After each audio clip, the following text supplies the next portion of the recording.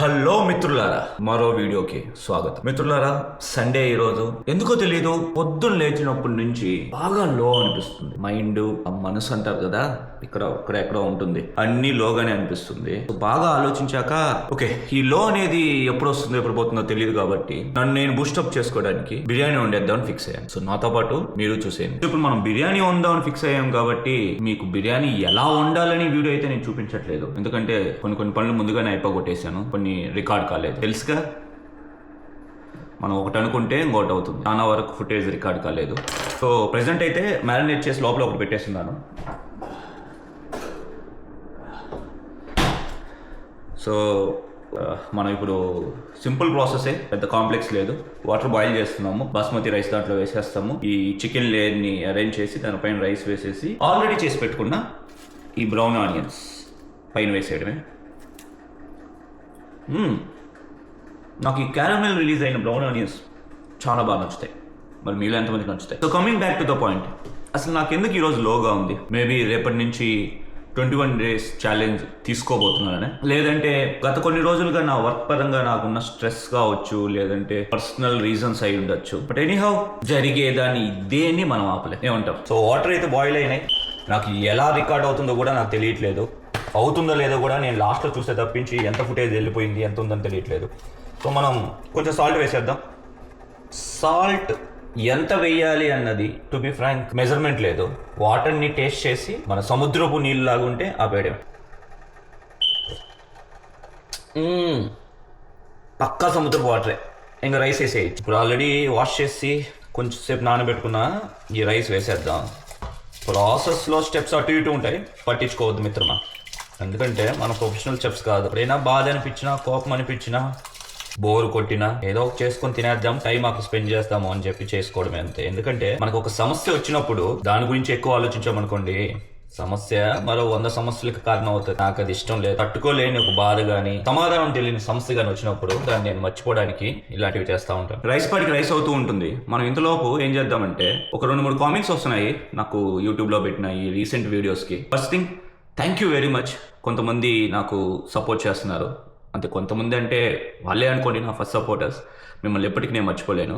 Comments జోలికి వస్తే, అసలుకి నువ్వు ఏం జాబ్ చేస్తావు, అమెరికాలో ఎక్కడ ఉంటున్నావు? ఆరెగన్ స్టేట్లో పోర్ట్లాండ్ సిటీలో ఉంటాను. క్లుప్తంగా చెప్పాలంటే మనకి పోర్ట్లాండ్ ఎలా ఉంటుందంటే, మనకి మన ఇండియాలో కేరళ చెరకు ఎలా ఉంటుంది, ఆ వెస్టర్న్ ఘాట్స్ ఏరియా ఎలా ఉంటుందో అలా ఉంటుంది. అఫ్కోర్స్ మనకి ఆ ఎత్తైన బిల్డింగ్లు ఉంటాయి, అదేవిధంగా ఇవి ఉంటాయి. యూఎస్ ఎప్పుడు వెళ్ళారు? నేను యూఎస్కి వచ్చి ఒక 6-7 months అవుతుంది. సాఫ్ట్వేరే మీలాగే, మోస్ట్లీ ఫ్యూచర్లో అవ్వబోతున్న వాళ్ళలాగా, ఆల్రెడీ ఉన్న వాళ్ళలాగా పెద్ద డిఫరెన్స్ ఏమి ఉండదు మిత్రులారా. Any job is a job. Okay, మనం బిర్యానీ చేస్తున్న ప్రాసెస్లో చెప్పాను కదా ఇంకా లో ఉన్నానని. ఒక 2 videos బ్యాక్ ఒక వీడియో పెట్టాను లాస్ట్ వీక్. రిడెంప్షన్ అంటే తెలుగులో విముక్తి. ఎందుకు దీనికి ఆ పేరు పెట్టారని చెప్పాను కదా. అప్పుడు మద్యపాన నిషేధం జరిగింది కదా, ఆ టైంలో దాని నుంచి బయటికి రావడానికి వీళ్ళు విముక్తి అని పేరు పెట్టుకున్నారన్నమాట. వీడియోలో డ్రింక్ చేస్తున్నానని మిమ్మల్ని డ్రింక్ చేయమని ఎంకరేజ్ చేయడం లేదు. ఎప్పుడైనా ఒకటి, drink responsibly, don't drink and drive. ఇలాంటివి చాలా ఉంటాయి కదా, ఫాలో చేద్దాం. అన్నిటికన్నా ముంచి మీకోసం, మీ ఫ్యామిలీ కోసం ఆలోచించి తాగండి ఎప్పుడు కూడా. చియర్స్ మిత్రులారా.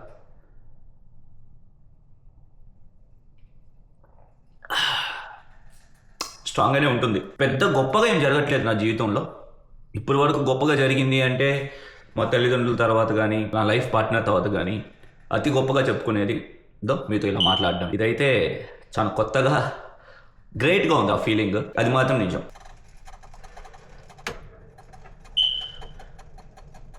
ఇంక తీసేయచ్చు. The last stage of biryani making ఏం లేదు, చికెన్ లేయర్ వేసేసి పైన రైస్ లేయర్ వేసేసి మూత పెట్టేయడమే. అందుకనే ఇంకోసారి చేసి చెప్పుకుంటూ ఆ ప్రాసెస్లోకి ఎంటర్ అయిపోతాం.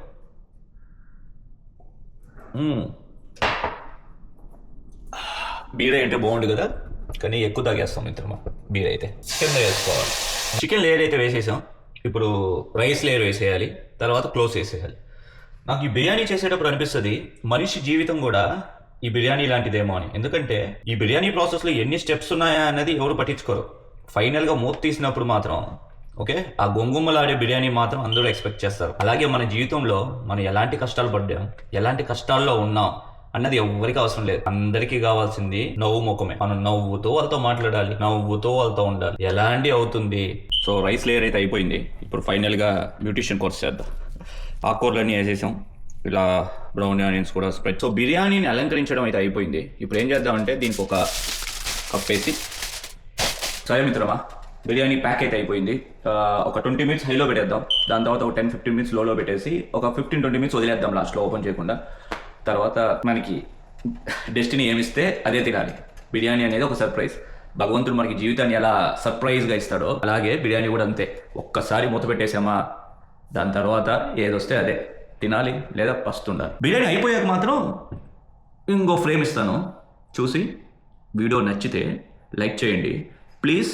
మీ ఫ్యామిలీ మెంబర్స్తో మీరు కూడా ఏదైనా ప్రిపేర్ చేసుకొని, లేదా మీకు కుదిరితే మీరే ప్రిపేర్ చేసి మీ ఫ్యామిలీ మెంబర్స్తో పాటు హ్యాపీగా భోంచేయండి. సో నేను మళ్ళీ లాస్ట్లో చెప్పలేనేమో, అందుకనే చెప్తున్నాను. ఈ వీడియో ఇంతే, మళ్ళా ఇంకో వీడియోతో కలుసుకుందాం. అప్పటి వరకు అందరూ హ్యాపీగా ఉండండి. ఇట్లు మీరాగా.